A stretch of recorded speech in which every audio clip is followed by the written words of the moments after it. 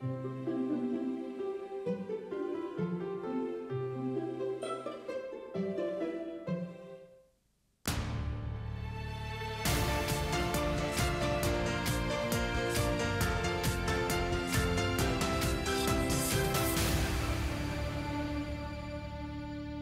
evening and welcome to KMTV. I'm Andy Richards. Your top stories tonight.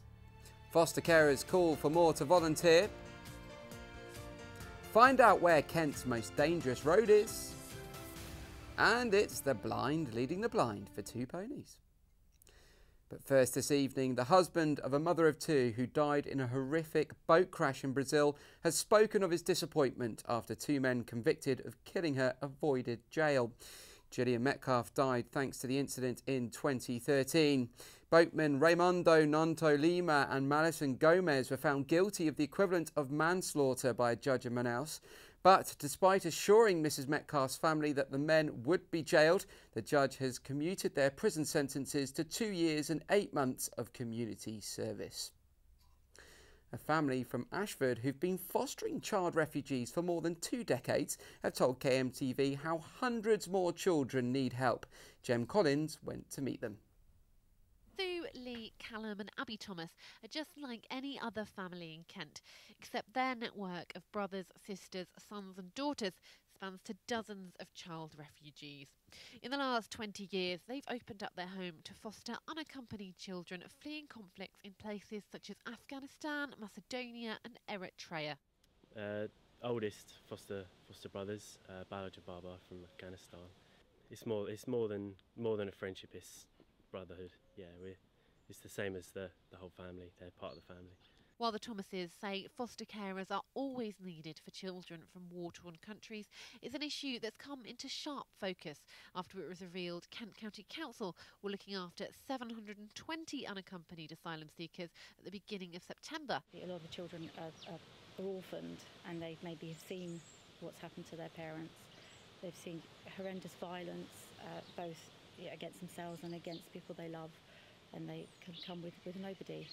And as the situation in migrant camps such as Calais continues to develop and unfold, the Thomases have not only urged potential fosterers to come forward, but also for the general public to remember refugees are humans too. They are primarily and absolutely children first, and as such they need to be looked after with the same care and attention regardless.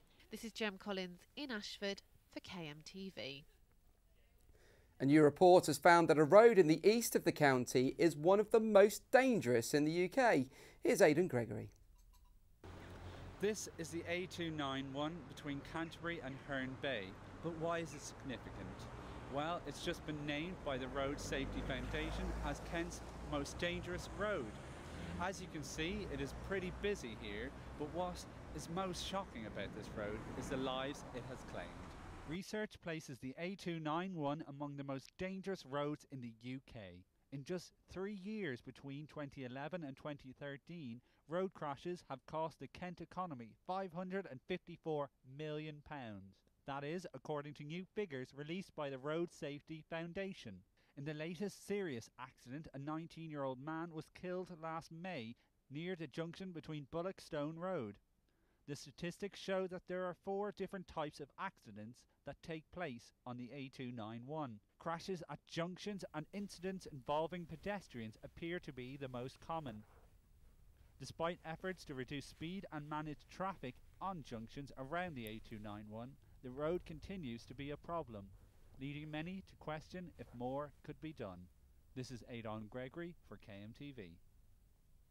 And finally, they've only got one working eye between them, but two ponies in Kent are inseparable, with one acting as a guide for the other. Karina Holstrom has the details. Ponies Bubbles and Peanut are constant companions and are now both retired and live happily in a field, eating, grazing and keeping each other safe. Peanut has become a carer to blind pony Bubbles, who are both being looked after by volunteers at the Animate Animal Sanctuary based in St Mary Hoo. Bubbles suffers from cataracts in both eyes and is totally blind, while Peanut only has one eye, losing the other in an accident with a hawthorn bush. The sanctuary said they would have been put down a long time ago if they hadn't taken him in. But the playful ponies can now enjoy their retirement munching on their favourite treat, an apple. So let's just see what the weather's doing. Overnight there will be some rain around the county, although it should be less windy than yesterday, and there's a top temperature of 14 degrees. Tomorrow, and I'm afraid there's a fair amount of rain around in the east of the county. You can expect heavy downpours, but it's staying relatively mild with a maximum temperature of 19. Well, that's all from the KMTV newsroom tonight. I'll be back tomorrow with more of the top stories from across the county. Don't forget you can follow us on Twitter and Facebook. But for now, that's it from us. We'll see you soon. Goodbye.